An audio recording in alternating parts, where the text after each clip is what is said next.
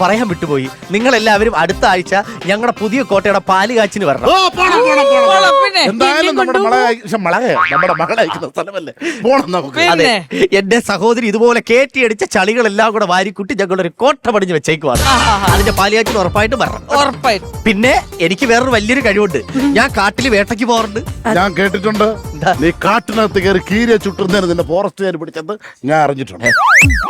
നിനക്ക് കുമാരനെ ഇഷ്ടപ്പെട്ടോ രാജമാതാ? എങ്കിൽ നമുക്ക് ചടങ്ങിലേക്ക് പോകാം. ഇത് എങ്ങോട്ട് പോകണം? ഇഷ്ടപ്പെട്ടോ? തോഴയാണ്. ഒരു പാട്ട് കണ്ടാലോ നിങ്ങൾ രണ്ടാളുടെ ഇടയില്?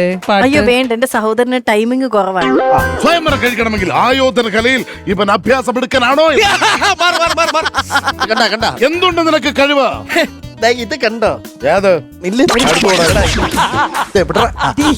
ചേച്ചി ഇതൊന്ന് പിടിച്ചു വെച്ച്, ഇതൊന്ന് പിടിച്ചു വെച്ച്. ആണി അടിച്ചു വെച്ചുകൂടാതൊക്കെ. ആ കാണുന്ന മരത്തിലേക്കുന്ന തത്തയുടെ കണ്ണിൽ അമ്പ് ചെയ്താൽ ഈ മകൾ ഇവിടെയല്ല,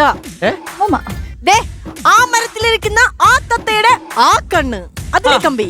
അതിന് മരം എവിടെ? ഈശ്വര, മാല കണ്ണുള്ളവനെ എന്റെ മോളെ കെട്ടിച്ചു കൊടുക്കണത്.